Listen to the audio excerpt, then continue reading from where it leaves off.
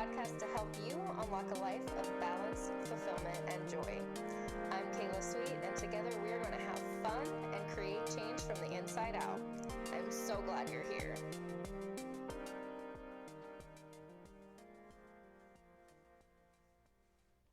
Hello. It's been a few weeks since the last podcast because I spent some time in North Carolina visiting a friend who has been in my life since like second grade. We hiked, we ate amazing food, we talked about everything and nothing. We played games, and we even went to this lantern festival, which was just so incredibly beautiful. I can't even describe it. But I came back from this trip with this just renewed sense of energy and excitement for life. Even though we stayed busy while I was with her and we did all the things, went all the places, I felt rested. I feel rested. Sometimes just having a change of scenery is exactly what my soul needs for a real recharge. And as much as I loved my travels, I felt really excited to return home and dive back into my work and my life. I am such a passionate person, and I'm working on so many exciting things right now that bring me purpose and joy, and this podcast is one of them. So I'm super excited to be here.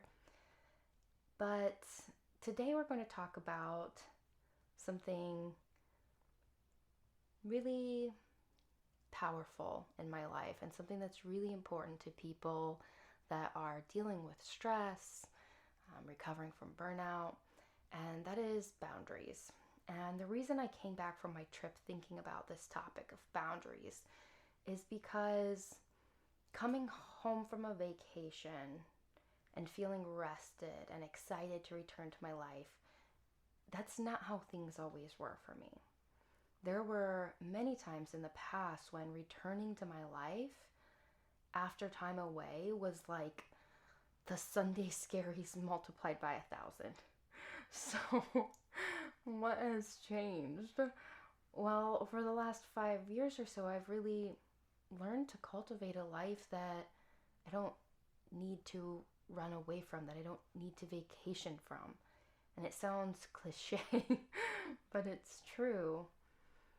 I've struggled so much across my life with anxiety and stress and burnout, and that's part of my personal story that's brought me here, is that I burned out early in my professional career, and I had to make some dramatic life changes. I had to do some radical healing to get me to where I'm at now, being a coach that's serving women who are dealing with that high stress and dealing with that burnout, and really supporting them and empowering them to create lives that they are in love with. But something that I've seen time and again, especially with women, that adds to the stress and adds to resentment and adds to burnout is a challenge in drawing and keeping boundaries. And this is something that I've personally struggled with, and it has taken me years of practice to get to a point where I feel really solid in my boundaries within my professional life and my personal life. And it's been a huge component of creating a life that I don't need to escape from, that the vacations are just a bonus and not a survival strategy. So today, that's the topic. We're going to talk about boundaries, what a boundary is, why we struggle with boundaries, and how we can really learn to draw and keep boundaries in our lives that are really life-giving. And I was thinking about this morning as I was kind of mentally preparing to talk to everyone to start this episode. And I was thinking about how much I struggled with boundaries in my life in general and in my early career. I was always someone that really struggled to know where I ended and other people began. And that was something that I carried with me all through school, all through my early adulthood, and into my career, was this kind of compulsive desire to help people, because if their pain was in proximity to me, it seemed like it was my responsibility. It felt like any pain or challenge or problem around me meant it was mine. But I was thinking, like, what were some of the first realizations I had when I realized boundaries were a problem for me? Because it wasn't super obvious, I don't think, maybe to some people, but a lot of the boundary challenges I had were internal. It was this over responsibility for the people around me. So I was trying to think back to when was the first time that I started to understand that this was part of what was causing me stress and burning me out, and how did I mentally shift from that frame of mind. And I think it was when I was early in a leadership role, and the thought that I came to that supported me in kind of shifting that mindset was just a realization that people can ultimately take care of themselves. And it seems so simple, but I didn't always feel that way. I think I felt I was responsible for taking care of other people, and so I didn't give them the space to take care of themselves in that way. And once I really realized that people are capable of taking care of themselves and they're responsible for taking care of themselves, and that my responsibility was to empower them to do that by the things I did and the things I chose not to do, that was a big game changer for me. That was huge thought shift, that people could make this progress on their own, and it let me drop the ego a little and realize I wasn't responsible for solving everything, because it was a lot of pressure.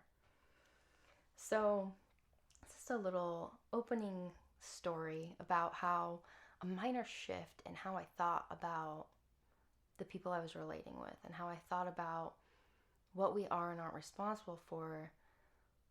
It gave me that internal permission I needed to start drawing really firm boundaries in my life and in my work. But before we keep talking about boundaries, I really want to get clear on what a boundary is. What is a boundary? So I came across a definition at some point that went something like this. Boundaries are the space at which I can love you and me simultaneously.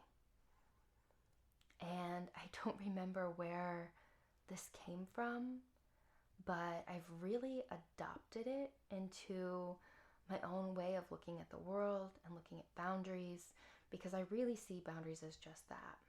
They are an act of love that factor in our own needs. They are spaces between us and the people we love. Boundaries are the space between ourselves and our work. Boundaries prevent resentment and ultimately allow us to create healthy and balanced dynamics between ourselves as individuals and the people around us and the work around us and the world at large. Because we have to know, even in all of the interconnectedness of life, where we end and others begin. We have to have some concept of that to be able to navigate things in a way that doesn't deplete us, that doesn't completely burn us out and wear us down. So just to make this a little bit more clear, I want to give you some examples of what boundaries are. So anytime you say no, you're drawing a boundary. Just saying no. Another example would be just not answering your phone, just just not being available all the time. We do not owe it to anybody to be available 24/7.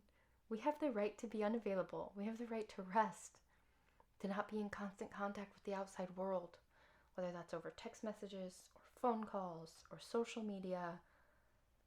We can have boundaries with that. We can choose when and how we want to interact with the things around us and the people around us. Another example of a boundary is just drawing a line about how many hours you will work in a given week. So this is a work example. But if there's a lot of pressure to work overtime, or if you're pressuring yourself just to continue to work because everything isn't done, you don't have to do that. You can draw a boundary. You can say, today is done. I'm drawing the line on how many hours I'm going to spend in this day or in this week because I need to rest. Another example of a boundary would be to suggest a compromise. If a request is made of you that doesn't feel feasible, but maybe you don't want to say no. Maybe you don't want to say no, or for some reason you can't say no to this request. Suggesting a compromise and saying, okay, well, what if we changed some part of this scenario to make it more reasonable for me?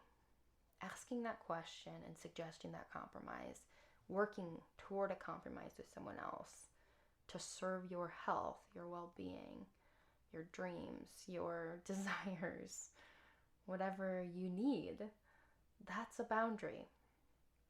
All of these examples and so many more. There's endless examples we could go through of boundaries, but I just want to give you some ideas of what I'm talking about when I say drawing a boundary. Boundaries are about the power to make choices that factor in our own wants, needs, desires, and dreams. Boundaries are about prioritizing our own health, our own joy, our rest, and just our overall well-being. All of these things that we have an innate right to. Boundaries create the space for that to take place. And the problem that most of us have with boundaries isn't that we don't recognize what we want and need, but we often feel too guilty to ask for it, and we're afraid of what might happen if we do. So let me get clear on something real quick. Boundaries are not without risk. Sometimes when we talk about boundaries, we can oversimplify it, make it seem like it's a super easy task, and if somebody is in a situation that is challenging, we can put it on them. They didn't draw their boundary. They created the situation for themselves. We can get into a kind of judgmental stance, if you will, when we oversimplify this concept. Because boundaries do come with risk. There are consequences to drawing boundaries, both positive and negative. And it's really important to be aware of that, especially when you are starting to draw and keep boundaries in your life, because the people around you might be bothered by this, especially if you haven't been doing it. If you haven't been drawing your boundaries, you haven't been keeping them or enforcing them, or maybe you ask for what you want or need, but then just people stomp right over that and you don't know how to tell them not to, or you tell them not to, but they just do it anyways, and we don't know how to remove those people from our lives or our environment. But ultimately, when we start drawing boundaries, it can cause disruption. Especially if you're somebody that takes on like helper, fixer type roles in your work and in your personal life, because people become reliant on us when we do this. They associate us with being the one that they can come to solve their problems, to help them out. And there's nothing wrong with helping people. Again, I think this is very important to know. Boundaries aren't about being so selfish that we never help anyone and we only focus on ourselves. But it is about learning to help and support others and to contribute to the world in a place that is balanced with respecting and honoring ourselves and our own needs. But that doesn't mean that people are going to understand. Boundaries might make people mad. They might trigger them, especially the people who themselves have trouble drawing boundaries. It can be hard on people. They can be resentful if they themselves have not mastered this, to see someone else drawing those lines, because it makes life seem unfair. It also might just really radically alter the dynamics of relationships. If you've created unintentionally a dynamic between you and another person where they're coming to you at every time there is a problem and you jump in and fix it and solve it and give them a solution without empowering them to think for themselves and to take action based on their values and what matters to them, if we're just assuming that what matters to us is going to be the thing that's going to help them, or directing them from that place, that becomes the context of that relationship.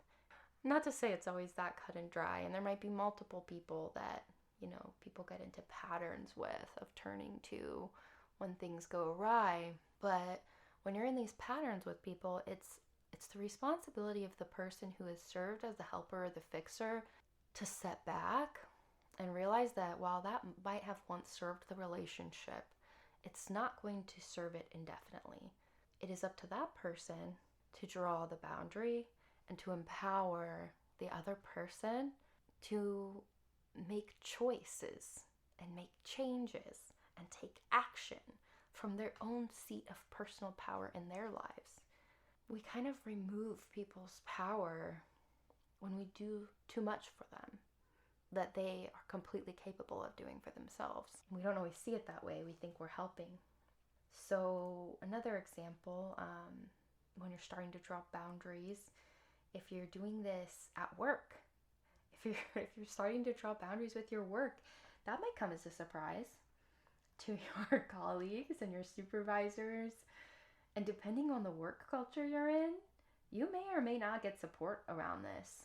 You may or may not be respected in your boundaries. In some organizations and industries, drawing boundaries can make it seem like you don't value your career progression. You're not willing to make sacrifices for the team.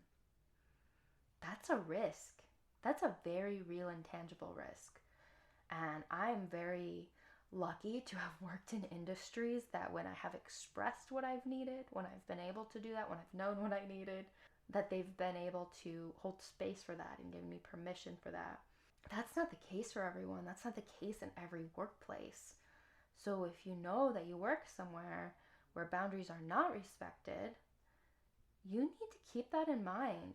You need to know that that's a real issue that could come up. So really, if you're in these types of cultures where your boundaries aren't going to be respected, you have to decide if you want to continue working in that type of environment that doesn't value your well-being, that doesn't respect your boundaries, or if you want to decide to leave that environment. Maybe your career means the world to you. Maybe it means everything. And you are willing to sacrifice everything else to move forward with your career goals. And that's okay. That is your personal power. That is your choice. That is your right. But know you have a choice and make it consciously. Decide what matters the most to you in your life right now. Decide what you want your life to look like and what sacrifices you're willing to make and what you aren't. But all of the boundaries that we take come with risk. The people around us might not respond the way we would like them to. Our organizations might not respond the way we like them to. And knowing that risk is what keeps a lot of people trapped in their own like personal hell of people pleasing and self-sacrificing and deprioritizing their own needs. Essentially, fear is the boundary killer, because when we do this, when we refuse to draw our boundaries because we are worried about what the fallout is going to be, we are allowing that fear and that guilt to win. We are afraid of the internal guilt that we are going to experience if we feel like we've let someone down. We are afraid of being seen as selfish. And many of these fears are more deeply rooted in people socialized as women. Our society still tells women a lot of stories about how we should look and behave. We are told we need to self-sacrifice to be perfect mothers, employees, wives, friends, daughters, etc. Think about a time that you wanted to say no, but didn't. What kind of thoughts influenced your decision not to draw a boundary? Did it sound something like this? Did you go through a mental dialogue of, what kind of friend would I be if I said no to being in the bridal party? What kind of wife tells their partner that they want to have time to themselves? What kind of coworker would I be if I didn't chip in for this gift for a colleague, even though it's totally out of my budget? We tell ourselves these stories all the time. We tell ourselves that to be good wives and good daughters and good mothers and good leaders, that we have to put our own wants and needs aside for others. And when this happens over and over and over again, what do you think we end up with? We end up with resentment. And this happens in all contexts. If we don't ask for what we need in romantic relationships, we end up resenting our partners. When we don't draw boundaries around our work and we miss out on family gatherings and birthday parties and sports games and dinners and nights out with our friends, when we sacrifice our time with the people that matter the most to us, when we sacrifice our time alone to decompress or to spend time on hobbies or projects that bring us joy outside of our work, we can start to hate our employers. We can start to feel so resentful that we think our work is robbing us of our lives. And this is a really common thing. I've seen this a lot, where people have trouble asserting what they need. They have trouble drawing boundaries. And then when they don't get what they need, it's very easy to blame it on the things in our environment, our workplaces, our relationships. Wherever we're giving the most of our energy and attention, we point the finger there and say, that's why I feel this way. That's why I'm so stressed. That's why I have no time to myself. But we had a choice in the matter. A risky choice, but a choice nonetheless. And if we don't draw those boundaries, the cost is high. We get resentful, we get angry, we burn out. And often the fallout is much worse once we go through this whole process of resentfulness and anger and stress and burnout. The fallout is so much worse than if we had made the difficult choices to draw some boundaries along the way. Because when you draw boundaries, ultimately, that is an act of love. That is saying that even though this conversation is going to be hard, I want to keep this relationship intact. It matters to me. So, given all of this, thinking about all of this, how do we move beyond the guilt and the fear that are holding us back? In Pooja Lakshman's book, Real Self-Care, she defines self-care as an internal process that involves making difficult decisions that will pay off tenfold in the long run as a life built around the relationships and activities that matter most to you. That is her definition of self-care. Sounds a lot like boundaries. I mean, boundaries are those difficult decisions, right? They're the difficult choices that we have to make along the way. And they're not about being selfish. They are about prioritizing the things that matter the most so that we can cultivate a life that is meaningful and joyful, a life that we don't need to vacation from, that when we return from a weekend or a trip away, we feel excited to dive back in, not dreadful, not resentful, not scared, but excited. And this kind of life is possible, and I maybe didn't always believe that it was when I was in my people-pleasing, perfectionistic burnout era. But now that I'm on the other side, I can tell you, God, it's beautiful over here. And it's so worth the difficult short-term choices. So what can we do? What can we do to draw these boundaries? Well, I have some ideas.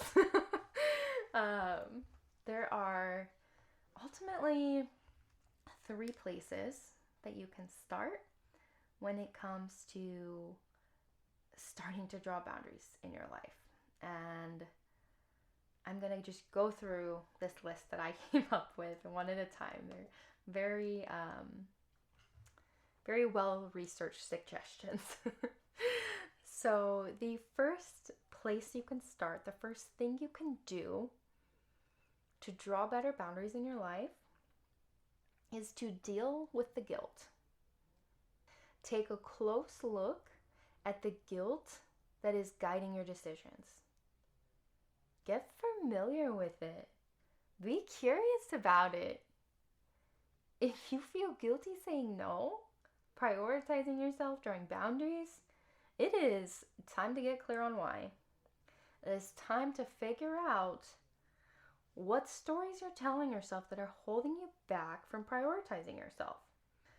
So this is something I really encourage you all, if you're listening and you struggle with boundaries, to spend some time thinking about what internal narratives, what stories are holding you back, and what simple thought shifts could you make to change the way that you're relating to drawing boundaries. Are there simple tweaks that you can make to your inner dialogue, like I did, that could help you more easily begin to draw these and enforce them in your lives? So that's the first one. That is the first place you can start to draw boundaries. The second place that you can start is by simply pausing. Sounds very easy, right?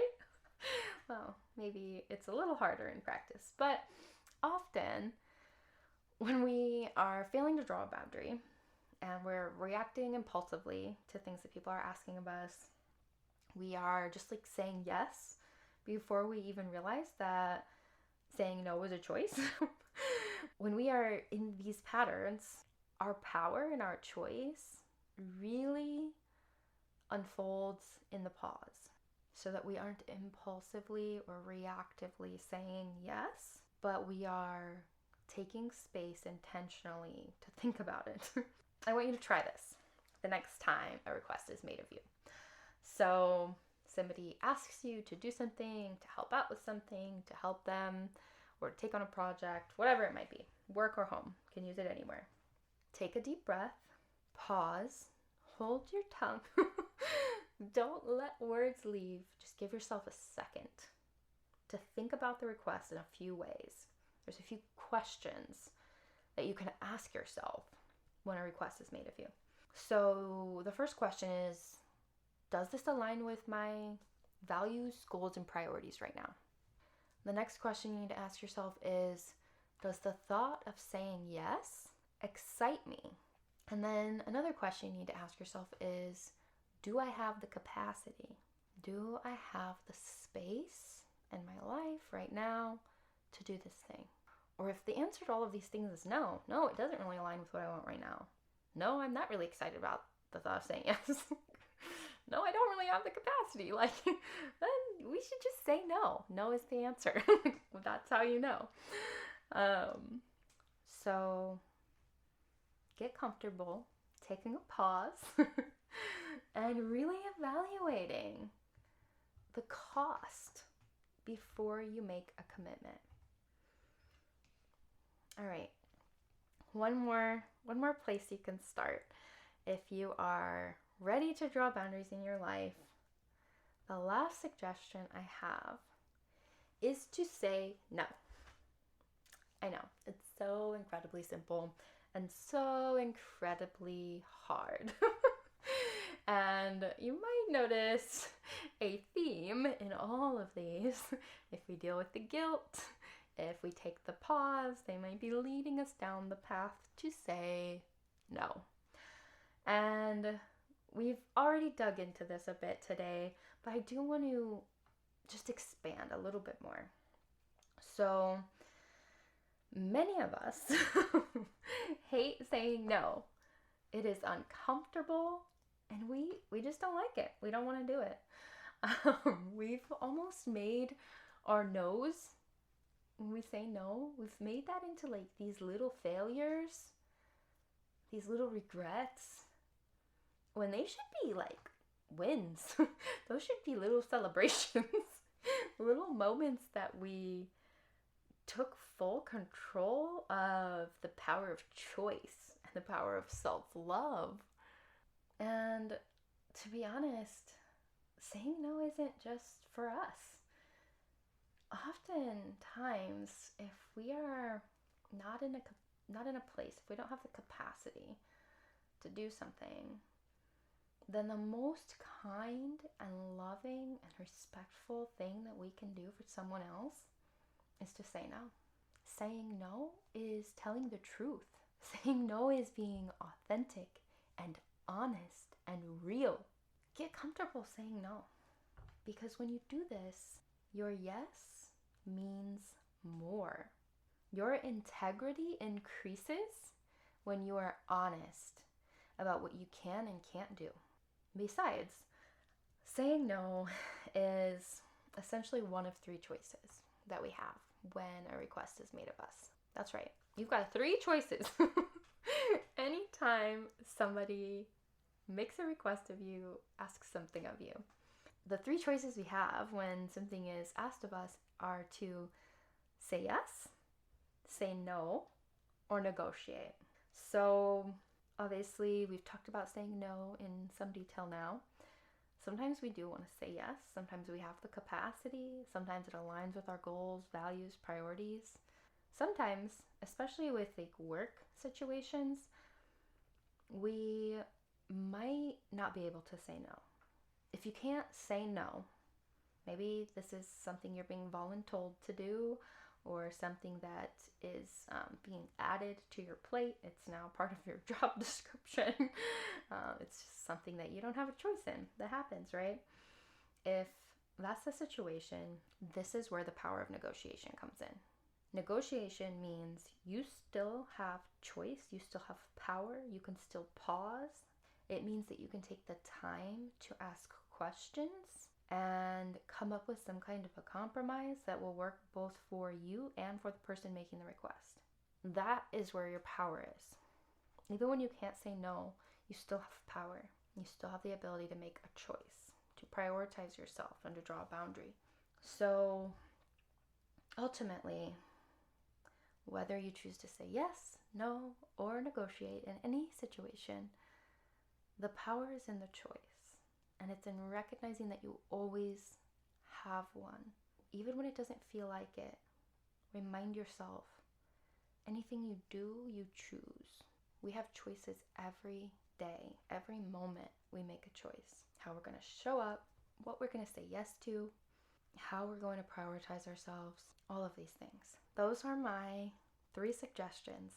If you struggle with boundaries, these are the places that you can start right now. Just to remind you, those are deal with the guilt, get down to the roots of it, why is it there? The second thing is to take a pause. Take a pause before you commit. And the third thing is to just say no, okay? Say no. It's okay if you're able to. And if you can't, negotiate. Well, that is all I have for you, my friends. So, go out there and draw some boundaries. I will talk to you soon, my friends. Bye.